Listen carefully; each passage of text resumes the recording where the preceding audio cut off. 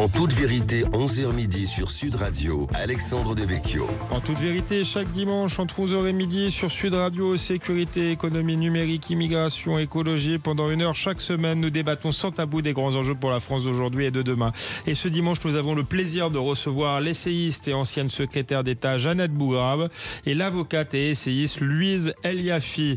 Dans une tribune publiée dans le Figaro, Jeannette Bougrabe dénonce la cruelle indifférence de la communauté internationale à l'égard du sort des femmes vivant sous le joug des régimes islamistes. Louise Eliafi est l'auteur d'un livre dérangeant qui vient de paraître aux éditions du CERF. La femme est un islamisme comme les autres. Comment expliquer le silence de la plupart des féministes face au sort des femmes afghanes et iraniennes, mais aussi la passivité des États occidentaux? Que peut-on faire pour les aider à lutter contre l'islamisme? Sommes-nous aveugles à une partie du problème? La participation de certaines femmes à leur propre asservissement. Pourquoi celles-ci embrassent-elles une idéologie qui les écrase au point d'être parfois plus radicales que les hommes? Tout de suite, les réponses de Jeannette Bougrabe et Louise Eliafi en toute vérité. En toute vérité sur Sud Radio, Alexandre Devecchio. Jeannette Bougrabe, Louise Eliafi, bonjour. Bonjour. Ravi de vous recevoir sur ce plateau pour parler des femmes face à la menace islamiste. Jeannette Bougrabe, j'aimerais commencer par vous. Je rappelle votre livre Lettres d'exil, la barbarie et nous, c'est aux éditions du CERF. Vous serez également cet après-midi même à Trouville pour les rencontres géopolitiques. Vous clôturerez ces rencontres consacrées justement au thème des femmes et du pouvoir. Jeannette Bougrabe, vous avez écrit, je disais en introduction, cette tribune au Figaro dénonçant l'indifférence de la communauté internationale par rapport à ce qui se passe actuellement en Afghanistan. Rappelons que les talibans ont rétabli la lapidation et interdisent désormais de chanter et de lire aux femmes. Oui, parce qu'en réalité, ça ne change pas. En fait, elles sont les grandes oubliées en fait des questions internationales. Et moi, j'étais quand même très, très choquée. C'est quand on a fait, par exemple, lors de la mort du président iranien, celui qu'on appelait le boucher de Téhéran, on fait une minute de silence, alors qu'il est à l'origine de la répression et des violences qui ont été commises pour des femmes. Et notamment, on était sur la mort de Mahsa Amini, qui est morte parce elle avait quelques mèches qui dépassaient de son foulard. Quand on accepte que des talibans posent leurs diktats et excluent des femmes des réunions internationales, quand on invite le ministre des Affaires étrangères iranien à venir donner son point de vue sur la question des droits de l'homme à Genève, vous comprenez bien qu'il y a quand même une sorte d'incompréhension, de révolte à voir ce que les États occidentaux sont prêts à accepter pour continuer à discuter avec des despotes. Et ça, c'est pas compréhensible. On peut pas se targuer de vouloir incarner les droits de l'homme et oublier la moitié de l'humanité. Enfin, c'est quelque chose que je ne comprends pas. Et de dire qu'on va acheter une paix régionale en disant les talibans, c'est pas grave parce qu'en fait, ils restent en Afghanistan. Moi, je dis attention parce qu'on sait très bien que à des moments, et je crois que vous l'évoquez dans votre livre, c'est-à-dire que des femmes ou des hommes partent dans ces pays pour s'entraîner à commettre le pire, voilà. Et donc ne pensez pas que parce que il y a une stabilité avec le régime iranien. Moi, il y a 2 ans, j'avais été frappée. On avait une discussion, c'était aux rencontres de l'avenir. Pardonnez-moi, je fais une petite parenthèse. Et il y avait ces manifestations pour dénoncer la mort de cette jeune fille qui portait qui avait laissé dépecer quelques mèches de cheveux. Et je leur disais, mais il faut être à côté de ces femmes. Et on m'expliquait que c'était pas possible parce qu'il y avait l'accord iranien. C'était l'accord du nucléaire. Et je leur disais, mais on ne négocie pas avec ces sujets-là. Si on peut penser qu'on peut éventuellement, au nom d'un accord hypothétique, parce que l'AIEA va aller là-bas parce qu'il ne faut pas, etc. On ne comprend rien et on voit bien l'aide logistique que les Iraniens apportent dans la région. Il n'y aurait pas eu le 7 octobre si le régime iranien, le régime des mollahs avait été mis à bas, parce que le Hamas n'est rien sans l'Iran, le Hezbollah n'est rien sans l'Iran. Donc de penser qu'on va acheter en fait une sorte de stabilité, qu'on va obtenir quelque chose, est une erreur. Voilà. Et de penser que les talibans, c'est pas grave parce que c'est en Afghanistan, on a obtenu qu'ils jamais n'enverront des combattants à l'extérieur de leurs frontières, donc c'est pas grave si la moitié des femmes sont réduites à une mort. Eh bien, on a tort. Certes, mais sur l'Afghanistan, on sort de décennies de guerre qui n'ont mené à rien d'autre qu'au retour des talibans. Donc, est-ce que il y a une solution? Effectivement, on ne peut pas être complaisant avec ces régimes, mais est-ce qu'il serait raisonnable d'un point de vue géopolitique d'envahir demain l'Iran comme on l'a fait avec l'Afghanistan? Je ne pense pas que c'est la question de... Je pense qu'on doit apporter un soutien... Comme les Américains l'ont fait, en tout cas. Ouais. Je pense qu'on doit apporter un véritable soutien à toutes ces femmes. Et c'est vrai que récemment, la CNDA a accepté le principe d'apartheid de genre. C'est-à-dire qu'en fait, on accepte le fait que des femmes afghanes soient sur le territoire national parce qu'elles sont femmes. Voilà. Et moi, je suis quand même très surprise. C'est que vous avez publié une interview de cette athlète afghane. Est-ce que vous pensez sincèrement qu'il est acceptable qu'elle est en France, qu'elle reçoit des menaces parce qu'elle dénonce ce qui se passe en Afghanistan et qu'elle reçoit des menaces de France? Comment se fait-il que cette athlète de taekwondo, qui est une femme remarquable, brillante, qui a fui son pays parce qu'elle est femme, eh bien aujourd'hui en France elle est menacée? Donc il ne s'agit pas uniquement de penser que la terreur, elle se limite à ses frontières, elle est partout, elle est mondialisée, elle est globale. Et vous avez récemment, il y a une étude qui a été faite, qui a été retranscrite sur le site de l'Institut des hautes études de la défense, qui montre qu'en fait la France a envoyé le plus grand contingent de femmes aller dans le cadre de l'État islamique, dans l'État islamique. Il y a un tiers des combattants sont des femmes. Donc, je pense que de penser que la doctrine, l'idéologie islamiste va se limiter à ces États-là, vous vous trompez. Voilà. Ils recrutent ailleurs, ils recrutent chez nous, et que de se dire qu'une jeune femme qui est réfugiée dans notre pays reçoit des menaces et qu'elle est obligée de se cacher, c'est inacceptable. Donc moi je suis pas et je pense qu'à partir du moment où on a une femme... je pense qu'on est tous d'accord. Alors certaines féministes, puisque là on a parlé du silence de la communauté internationale, certaines féministes seraient peut-être pas d'accord, mais je pense que sur ce plateau on est tous d'accord. C'est simplement concrètement, bien sûr qu'il faut lutter contre l'islamisme et à commencer par notre propre pays, mais concrètement en Afghanistan, quelles sont nos marges de manœuvre ou en Iran? On n'est pas obligé de subventionner l'Afghanistan, on n'est pas obligé de traiter avec égard l'Iran.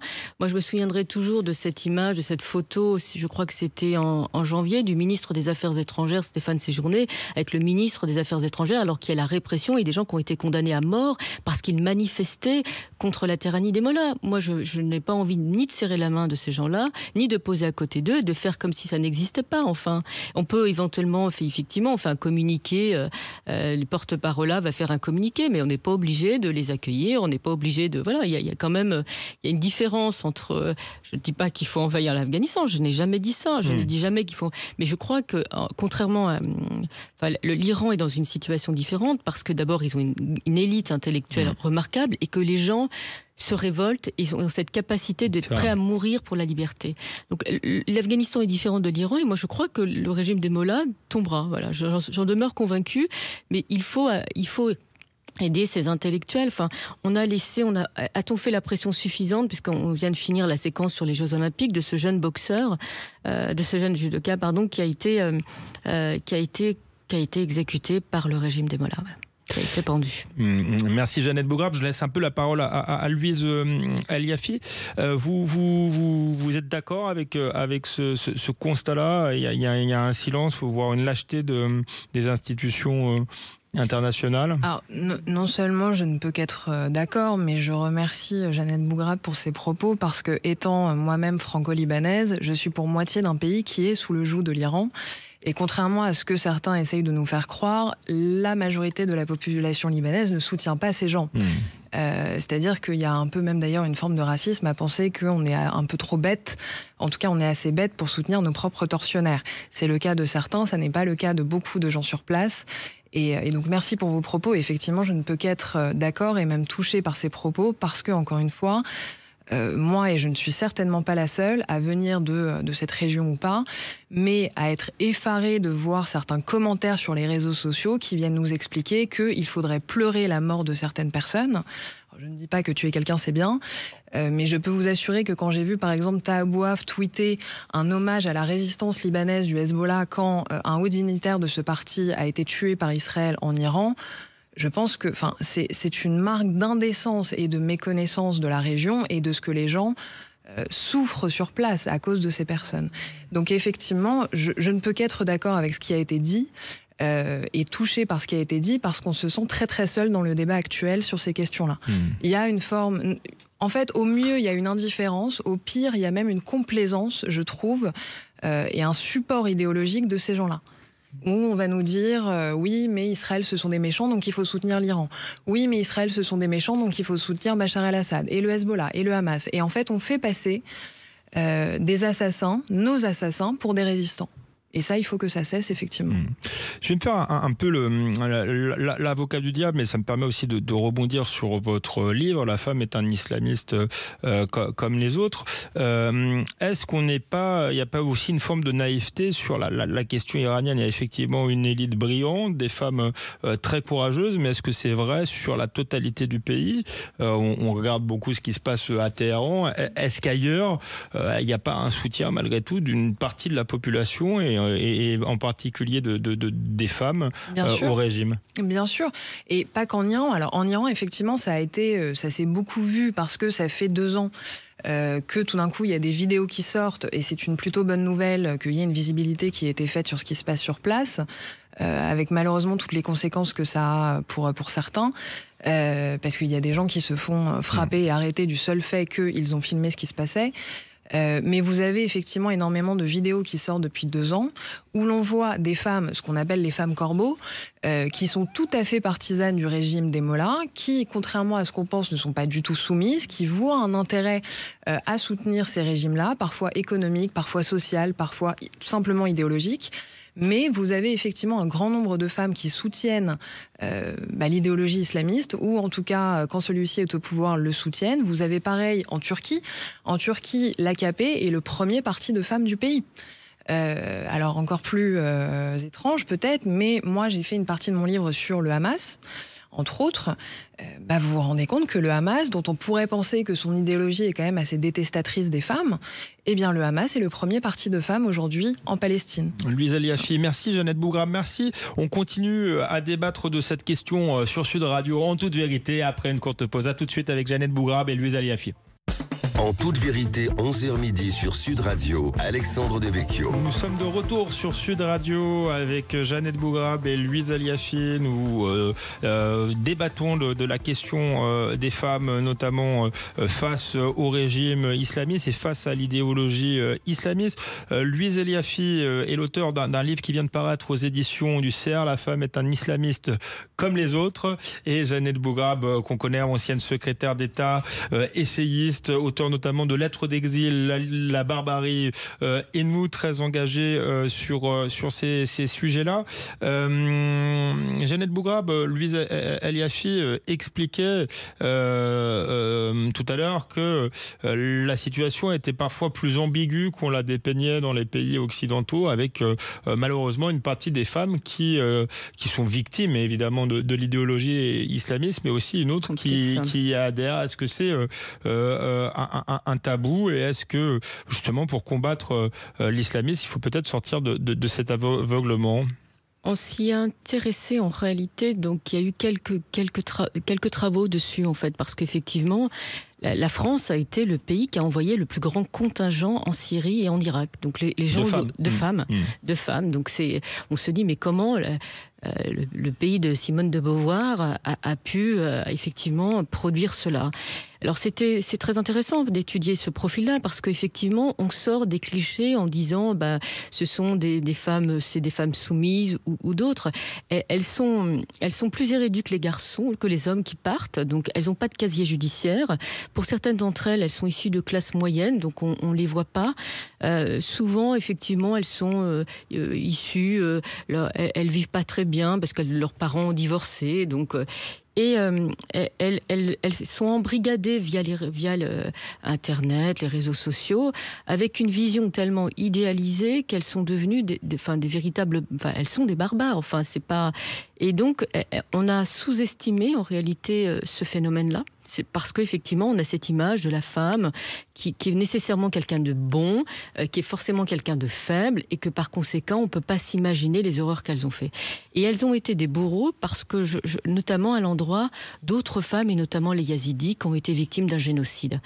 Et les femmes, on les a vues, on les a découvertes dans ces images, en réalité, de camps de prisonniers en Irak et en Syrie, où ces femmes qui sont totalement noires, qui portent le niqab, parfois refusaient de venir en France et qui condamnaient leurs propres enfants à rester dans ces camps. Voilà.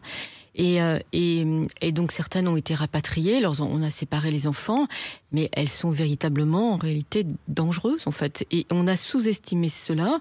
Et ce qui est le plus inquiétant, c'est que, d'une certaine manière, c'est qu'en fait ce sont de très bonnes élèves, elles connaissent mieux le Coran souvent que les hommes. Et donc elles y vont avec une idée bien précise. Et moi, cela m'effraie parce qu'effectivement, elle suscite moins on est moins dans la suspicion parce qu'on se dit que ce sont des femmes, voilà. Louise Aliafi, effectivement, est-ce que l'Occident est aveugle à cette question-là, et que si on veut combattre l'islamisme, c'est un point clé finalement de le comprendre et de l'analyser? Alors, moi, je considère que non seulement c'est un point clé, mais c'est vraiment la moitié du problème. Si on ne comprend pas le phénomène de radicalisation au féminin, on ne comprend pas la moitié du problème et on ne pourra pas combattre efficacement l'islamisme. Effectivement, comme le disait Jeannette Bougrab, il y a quand même c'est un biais, disons-le, misogyne, qui a fait qu'on a complètement mis de côté ces femmes. Elles sont complètement passées sous les radars parce que, pardonnez-moi l'expression, pendant des années, jusqu'en 2016, mais je reviendrai sur cette année qui a été un peu charnière pour le djihadisme féminin après, jusqu'en 2016, les autorités policières et les autorités judiciaires étaient persuadées, pardonnez-moi l'expression, que ces femmes n'étaient là que pour faire la popote en cuisine. En réalité, 2016 a été un déclic un peu, malheureusement très tardif, trop tardif, mais on aurait pu avoir pire, ceci dit.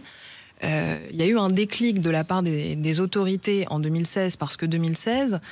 il y a effectivement, en septembre 2016, où il y a ce fameux attentat, cette tentative, heureusement, d'attentat aux abords de Notre-Dame via une voiture piégée. Donc on a 4 femmes qui en plus se parlaient depuis à peine quelques semaines, qui sont liées à Rachid Kassim, qui était le principal propagandiste francophone de Daesh, et qui décident finalement d'aller faire exploser une voiture. Heureusement, les femmes étant en général moins entraînées que les hommes, puisque l'idéologie, normalement, en théorie, les empêche de combattre, l'attentat a échoué, heureusement.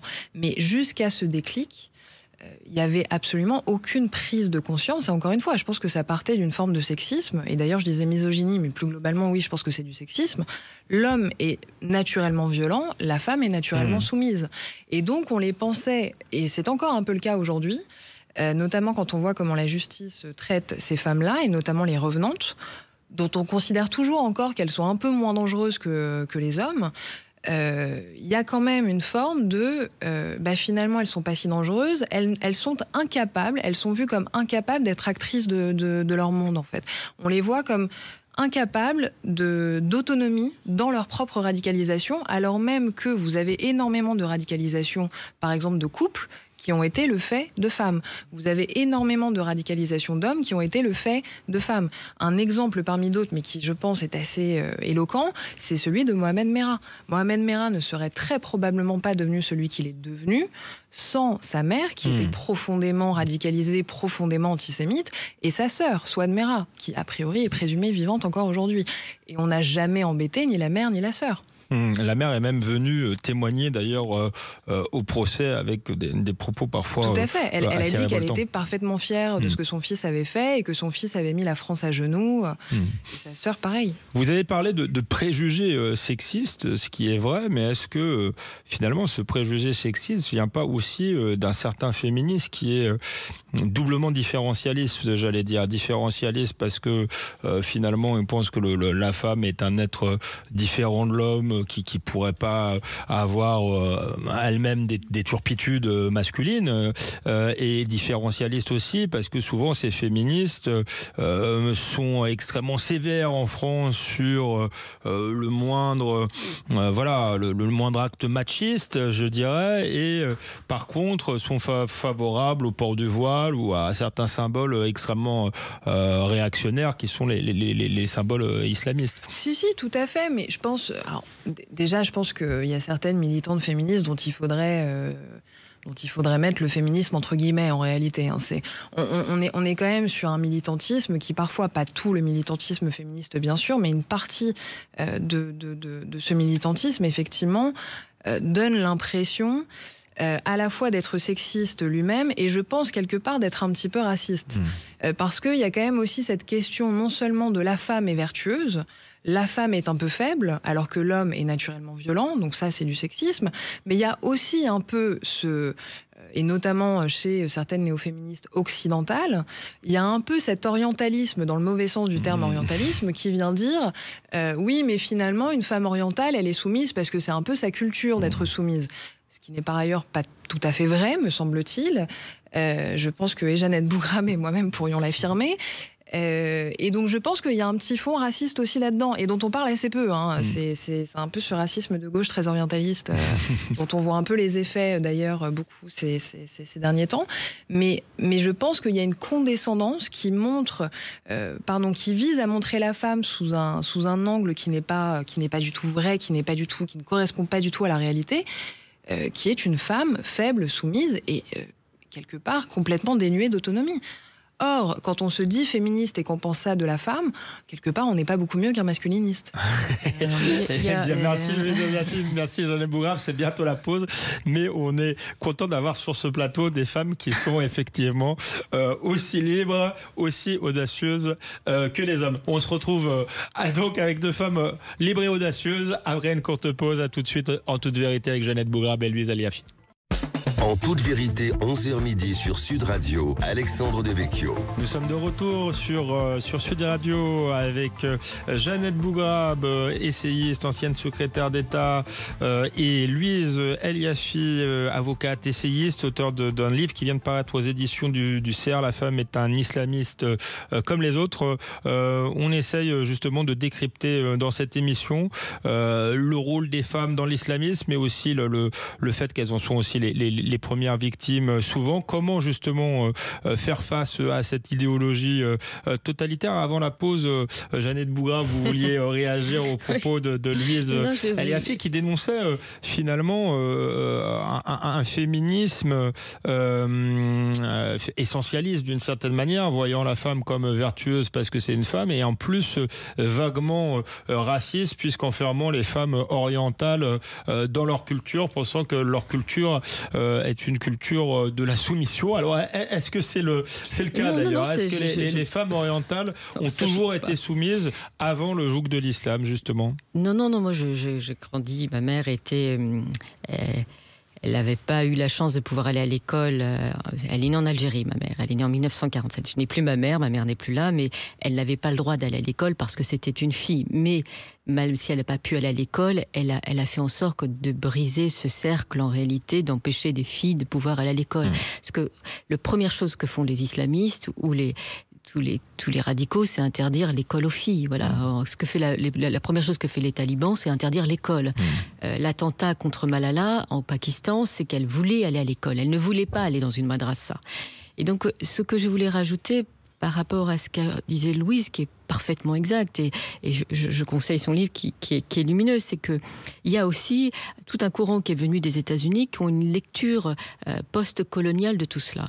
Et je pense notamment à Judith Butler, parce que quand même, c'est quand même, et on l'a vu ces derniers temps sur ses propos après les attentats du Hamas, où des femmes ont été la cible des crimes les plus horribles qui soient, et qui ont été la cible, c'est qu'elle estime que quelque part, on ne pouvait pas le voir cela parce qu'elles ont une approche de cette radicalité comme réponse en réalité à un monde occidental qui opprime en réalité ces populations et qui vient justifier en fait l'islamisme, la radicalité en expliquant qu'en réalité c'est une réponse au colonialisme et donc par conséquent refuse de voir le caractère religieux de ces courants-là. Et c'est impressionnant de voir ça.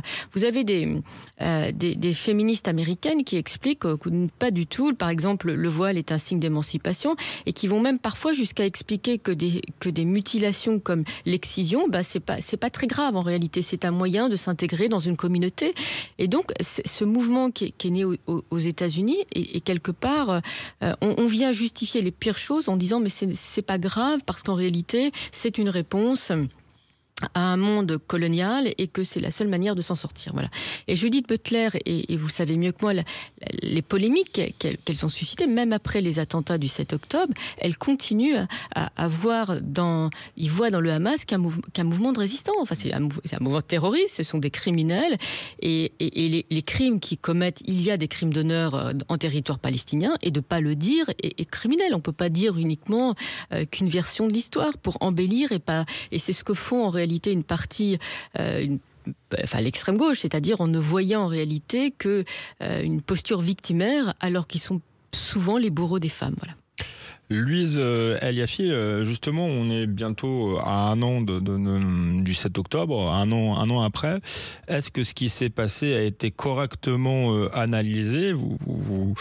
Vous consacrez tout un chapitre de votre livre justement aux femmes et au Hamas. Et par ailleurs, est-ce que un certain féminisme, pas toutes les féministes, mais un certain féminisme occidental n'a pas été en dessous de tout dans cette affaire, puisque les femmes ont été victimes de viols, d'exactions particulièrement sordides pendant ce pogrom du 7 octobre. Et ça a été très peu dénoncé par les féministes. Une partie du féminisme non seulement n'a absolument pas dénoncé ces crimes atroces qu'on a malheureusement eu pour beaucoup le déplaisir de voir en vidéo par ailleurs sur les réseaux sociaux. On a effectivement ce qu'on a, je crois, pu légitimement appeler des féminicides, même si je sais que ce terme est critiqué et critiquable, mais on a effectivement des femmes qui, comme c'est le cas très souvent, ont été violées et tuées, voire même torturées avant d'être tuées, parce qu'elles étaient femmes, et parce que ce que je fais à la femme de mon ennemi signifie bien ce que je pense de lui, et à quel point j'ai du pouvoir sur cet ennemi.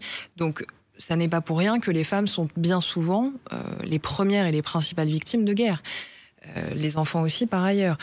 Il y a eu un silence assez extraordinaire, assez extraordinaire de certaines militantes se disant féministes sur ce qui a été commis le 7 octobre contre les femmes. Il y a aussi un silence qui est assourdissant sur ce que fait le Hamas aux femmes sur place. Et même ce que font, parce qu'en réalité on parle du Hamas, il faut parler de tout ce package de gens merveilleux de la région qui ont en fait comme point de repère l'Iran. Donc vous avez le Hezbollah, vous avez les milices iraniennes en Irak, vous avez les milices au Yémen, vous avez, et vous le savez mieux que moi, Jeannette Bougrabe, vous avez, bref, tous ces gens-là, si vous voulez, ont une attitude envers les femmes qui, a priori, ne fait surgir qu'une forme d'indifférence de la part des féministes. C'est-à-dire que c'est une résistance, et c'est ce que je disais, enfin, il y a une forme aussi de... Comment dire ? Je pense qu'il doit être très aisé de faire passer ces assassins, ces bourreaux, ces tueurs de femmes, parce que c'est ça ce qu'ils sont, pour des résistants. Je pense que ça doit être très aisé, depuis son petit confort occidental, de faire ça. Donc encore une fois, je pense qu'il n'y a à la fois pas eu une dénonciation de ce qui s'est passé le 7 octobre à l'encontre de femmes israéliennes, parce que femmes, et d'ailleurs je ne l'ai pas précisé tout à l'heure, parce que femmes, mais aussi et surtout parce que juives, mais il n'y a jamais eu non plus de dénonciation de ce que fait le Hamas, non pas seulement aux femmes et aux femmes juives, mais aux femmes qui sont leurs propres compatriotes. Et ça, c'est quelque chose qu'on oublie beaucoup. C'est que, en fait, on oublie énormément que ces gens sont les bourreaux de leurs propres compatriotes. Les mollahs iraniens tuent des Iraniens. Le régime syrien tue des Syriens. Le régime libanais, l'État dans l'État qui est le Hezbollah au Liban, tue des Libanais. Les Palestiniens du Hamas tuent des Palestiniens qui sont anti-Hamas, puisqu'ils existent. Ils vont de moins en moins exister malheureusement, mais ils existent. Ça, on l'oublie. Et ces gens-là font la même chose à leurs propres femmes. Ça n'a jamais été dénoncé. En parlant de féminisme occidental, et même au-delà de la question du féminisme, d'incompréhension occidentale de certaines réalités, Jeannette Bougrabe, vous aviez écrit il y a quelques années « Lettre à une femme voilée ». Oui. Je crois que c'était le titre de votre livre.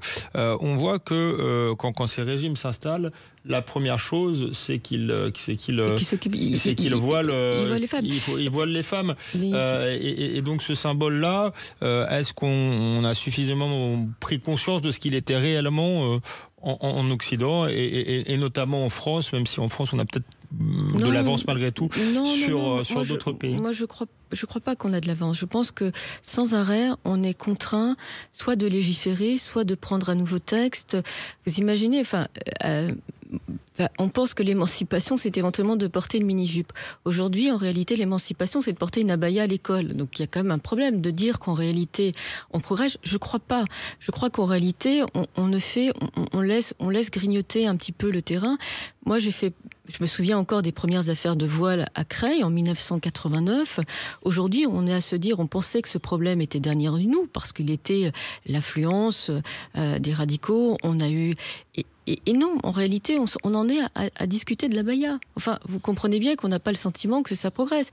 Et moi, ce que je trouve assez terrible, c'est que aujourd'hui, elles se battent pour porter même pas que le voile, c'est-à-dire c'est la tenue vestimentaire, c'est-à-dire on se bat pour porter le burkini dans les piscines, alors qu'en Iran, on meurt parce qu'on laisse dépasser une mèche de cheveux, on meurt parce qu'on écoute de la musique. Et donc, comment expliquer ça ? Comment expliquer qu'aujourd'hui, vous avez une sorte d'inversion des valeurs ? En réalité, les tenants et ceux qui sont les combattants de la liberté se retrouvent en réalité ailleurs, au Moyen-Orient et en France, on défend une vision archaïque et patriarcale de ce que doit être une femme dans ce monde arabo-musulman. Il y a quand même un problème. Et l'idée que, vous vous rendez compte, les burkinis ne sont pas acceptés dans des piscines au Maroc et en Algérie, et en France, vous avez des maires qui vont jusqu'à faire des recours pour accepter dans leur règlement intérieur de leur piscine le burkini. Enfin, un truc qui a été inventé en Australie. Enfin, je vois même pas. Et donc, je trouve qu'on est indécent. Je trouve que c'est pour ça que moi j'ai tendance à regarder ailleurs en me disant que les combats sont ailleurs. Et je trouve ça, et que là, il y a une instrumentalisation, parce que vous voyez maintenant il y a une banalisation, voilà. Et je crois pas que ce soit. Il faut lire Boualem Sansal, il faut lire Kamel Daoud. Est-ce que ça doit être ceux qui ont connu des décennies noires, qui ont connu 200 000 morts en Algérie, pour que les Occidentaux ouvrent les yeux? C'est-à-dire qu'on a eu en France 2 professeurs qui ont été assassinés parce que professeurs, des élèves, puisqu'on vous évoquiez Mohamed Merah, mais on a tué des enfants dans une école. On tue des enfants dans des écoles en France. Donc je ne sais pas ce qu'il faut de plus. On tue des enseignants parce qu'ils font leur travail. Donc je ne sais pas. Moi, je suis assez pessimiste parce que je ne suis pas totalement convaincue qu'on a pris la mesure de ce que c'est et que... Alors évidemment, l'État islamique a été réduit en Irak et en Syrie, mais il s'est recréé en Afrique. Il s'est recréé en Afrique parce qu'on parle... Enfin, les gens ne regardent pas ce qui se passe en Afrique, mais ça va être un très bon... Ça va être un terrain d'entraînement pour les apprentis djihadistes et qui viendront en Europe. Voilà, c'est tout. Merci Jeannette Bougrabe, merci Louise Aliafi. On se retrouve après une courte pause. Ce sera la dernière partie de l'émission. On continuera à débattre et à approfondir cette question. On verra s'il y a malgré tout des signes d'espoir. Jeannette Bougrabe nous parlait de l'Iran tout à l'heure, que le régime pouvait tomber. On l'espère. On approfondira cette question après une courte pause. À tout de suite sur Sud Radio, en toute vérité. En toute vérité, 11h midi sur Sud Radio, Alexandre Devecchio. Nous sommes de retour en toute vérité sur Sud Radio avec Jeannette Bougrabe et Louise Aliafi. Jeannette Bougrabe, essayiste, ancienne secrétaire d'État. Louise Aliafi qui vient de faire paraître un livre passionnant et dérangeant, La femme, une islamiste comme les autres. C'est aux éditions du CERF. Louise Aliafi, on parlait juste avant la pause avec Jeannette Bougrabe du symbole du voile, symbole symbole de soumission absolue qui est parfois regardé encore avec naïveté en Occident et notamment en France. Ce qu'on ne dit pas aussi, c'est que certes, certaines femmes françaises sont peut-être victimes de leur famille, de la pression du quartier, mais beaucoup sont des militantes et en réalité, c'est une forme de drapeau identitaire ou de drapeau politique des islamistes que ce voile ou ce burkini, parce que Jeannette Bougrave a également parlé du burkini, de l'abaya, enfin, on voit qu'il y a des différents variants, si j'ose dire, mais est-ce que c'est effectivement un uniforme militant pour certaines femmes en France et peut-être qu'il faut arrêter de les regarder comme des victimes? Alors, oui, et en même temps, je serais un tout petit peu plus nuancée. J'ai une opinion qui est quand même globalement plutôt très négative sur l'idéologie qu'il y a derrière ce vêtement. Le fait est que ce vêtement, et c'est pour ça que c'est un casse-tête sans nom, je pense, pour l'État français en termes de législation, en termes de réglementation là-dessus, en termes de débat, en termes de beaucoup de choses, c'est que moi, ce que j'écris dans mon livre, et j'ai un petit peu évolué d'ailleurs là-dessus en faisant mes recherches pendant 2 ans, c'est que si toutes les femmes radicalisées passent par le voilement, le fait est que toutes les femmes voilées ne sont pas tout à fait radicalisées. C'est-à-dire que c'est pas parce qu'une femme décide de porter le voile qu'elle est radicalisée. En réalité, moi, ce que j'ai vu sur le terrain, et notamment en discutant avec des gens, des éducateurs, des juges, des psychologues, etc., qui travaillent sur ce sujet de la radicalisation des jeunes, et notamment des femmes, c'est que, et d'ailleurs c'est pareil pour les garçons, en réalité, ce qu'il faut vérifier pour savoir si quelqu'un est radicalisé, au-delà de sa tenue vestimentaire, qui effectivement peut être un signal, c'est d'abord son comportement. C'est-à-dire que vous pouvez être une femme voilée, vous pouvez accepter sans beaucoup de résistance de l'enlever à l'entrée de l'école de la République. Il y a eu des incidents, ça on le sait, il ne faut pas être naïf là-dessus. Il ne s'agit pas de dire que toutes les femmes voilées sont radicalisées, mais il s'agit de dire que c'est un symbole utilisé bien sûr. par les islamistes pour se reconnaître, se compter, augmenter leur nombre. Alors, d'une certaine manière, est-ce que c'est à l'État de sonder les cœurs et les reins Non, bien sûr. Alors, c'est justement ce que j'allais dire. Il y a 1 an, justement, quand il y a eu ce débat sur l'abaya, il y a monsieur Nicolas Cadenne qui a dit quelque chose qui est juste, sauf que un peu comme à son habitude, il n'a pas complété avec le plus important de la loi française. On lui fait parler de l'abaya, je ne sais plus dans quelle émission, et Nicolas Cadenne dit « Oui, mais vous savez, les femmes portent le voile pour mille et une raisons. » Il a tout à fait raison. Il y a des femmes qui le portent par idéologie, il y a des femmes qui le portent parce qu'elles sont rétrogrades, il y a des femmes qui le portent parce qu'elles ont 15 ans et que c'est la mode, qui vont l'enlever 3 mois après, il y a des femmes qui le mettent, comme disait Sandrine Rousseau, pour s'embellir. Vous avez effectivement 36 000 raisons. Mais ce qu'oublie de dire Nicolas Cadenne, c'est que l'État français s'en fiche complètement de pourquoi vous portez un voile, de pourquoi vous portez une burqa, une kippa, une croix ou que sais-je. En réalité, l'État français s'en fiche de pourquoi est-ce que vous vous soumettez ou pas à un dogme religieux. Tout ce qu'il regarde, c'est si la manifestation de cette croyance vient troubler ou non l'ordre public. C'est pour ça que pour moi, il y a quand même ce comportement qui va être problématique ou non. Et le fait est que, oui, le voile, il ne faut pas être naïf, est clairement l'instrument de l'islamisme. C'est la raison pour laquelle, a priori, toutes les femmes radicalisées passent par le voilement. Vous n'avez aucune femme radicalisée qui ne passe pas par le voilement. Mais ce qui fait sa complexité, c'est que, encore une fois, toutes les femmes qui le portent ne sont même pas forcément conscientes d'être des militantes. Il y a juste un problème, c'est que l'idée qu'on doit voler une femme, c'est parce qu'en réalité, elle atteint l'âge nubile et qu'elle est obligée, elle va susciter le désir de l'homme. Donc, moi, j'ai du mal à penser que... Parce que donc ça veut dire qu'on admet que les femmes sont fondamentalement mauvaises et que les pauvres hommes sont en fait sous l'emprise et donc c'est elles qui doivent se cacher. Donc moi ça me gêne ça. Et quand je vois des petites de 11 ans, 10 ans, de se dire qu'elles sont déjà en âge en réalité de procréer, d'avoir... J'ai un peu du mal. Voilà, c'est moi la chose que je conteste, que je critique, que je dénonce, et c'est la raison pour laquelle j'aurais toujours du mal à penser que c'est un...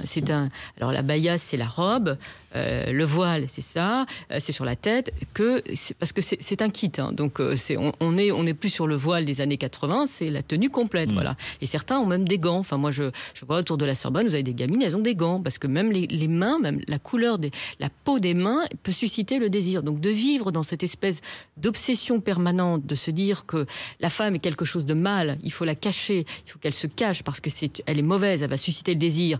Il y a quand même un problème. Ensuite, la deuxième chose, c'est qu'il faut revenir au débat qu'il y a eu lors de la commission Stasi, et notamment, je cite Elisabeth Badinter, mais je pourrais en citer d'autres, c'est que ça a une signification particulière, c'est que ça sépare.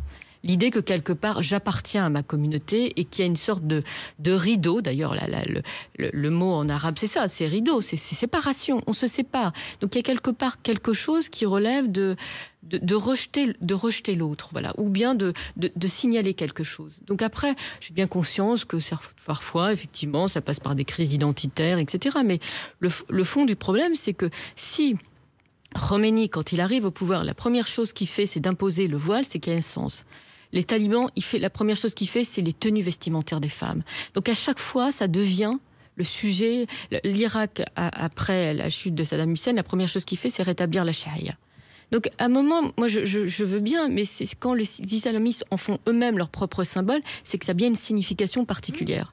Et moi, comme je pense que la France n'est pas différente des autres territoires, cette signification-là, elle est identique, puisque l'islam, c'est l'oumma, c'est la communauté, et que, par conséquent, voilà, il y a une interprétation. Donc, donc, voilà. Et moi, c'est pour ça que je crois pas à ça. Donc, c'est pour ça que les gens parfois me traitent de laïque hard. Ils ont raison. Voilà. et là, justement, les manifestations des femmes iraniennes ont commencé autour de la question du voile parce qu'elles refusaient de se couvrir dans la rue. Pour aller jusqu'au bout de votre raisonnement, est-ce que faire tomber le voile, est-ce que c'est déjà commencer à faire tomber le régime islamiste? C'est une évidence. C'est une évidence parce que moi j'étais quand même assez fascinée parce que c'est vrai que Jean-Paul Sartre, que Simone de Beauvoir et que d'autres soutiennent, ou Michel Foucault soutiennent Khomeini, et que quand des femmes manifestaient à Téhéran pour dénoncer en réalité l'installation des mollahs, les Occidentaux n'ont pas soutenu les femmes dans la rue iranienne. Et aujourd'hui, elles sont dans des geôles dans la prison des Vins. Des hommes ont été exécutés, ont été tués, des jeunes filles ont été violées, jetées des toits des immeubles parce que en fait elles ont enlevé ce voile. Donc j'ai du mal. Donc c'est pour ça que moi j'ai une sorte de je comprends les femmes iraniennes exilées en France quand elles ont sifflé en fait la présence dans leurs manifestations de l'extrême gauche, parce que d'un côté elles soutiennent tous les mouvements les plus radicaux, et en même temps quand il y a l'idée que les femmes iraniennes se sentent trahies. Vous avez et de même qu'elles n'ont pas été présentes parce qu'on parle des prix Nobel, on peut parler des prix Nobel de la paix, mais Nadia Mourad, qui est cette victime yazidi, ou la dernière prix Nobel qui est dans une prison. Merci Jeannette Bougrab. Louise Aliafi, il nous reste 1 minute et demie. Un mot sur la question des femmes iraniennes. Vous avez rappelé que dans votre livre, que la police des mœurs, par exemple, il y avait beaucoup de femmes, de ces femmes corbeaux qui étaient les premières geôlières d'autres femmes. Mais est-ce que malgré tout, le fait qu'il y ait cette élite féminine qui se dresse, qui essaie de faire tomber le voile, est-ce que c'est un symbole extrêmement puissant? Est-ce que vous croyez finalement à la libération de l'Iran, et quelles pourraient être ses conséquences? Alors là, vous avez 1 minute, c'est la question longue, mais surtout le Moyen-Orient en réalité. Alors déjà, c'est un petit peu ce que je disais au tout début de l'émission, c'est que non seulement j'y crois, mais je l'espère, parce que si ce régime tombe, il y en a des tas d'autres qui vont tomber. Donc on est beaucoup, même au-delà des frontières de l'Iran, à espérer que ce régime tombe.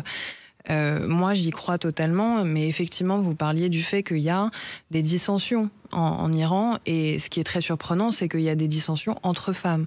Et dans la région, c'est quelque chose qu'on voit beaucoup. Il y a vraiment l'élite féministe contre des femmes plus conservatrices, qui sont d'ailleurs souvent de conditions un petit peu plus modestes. Elles se battent entre elles.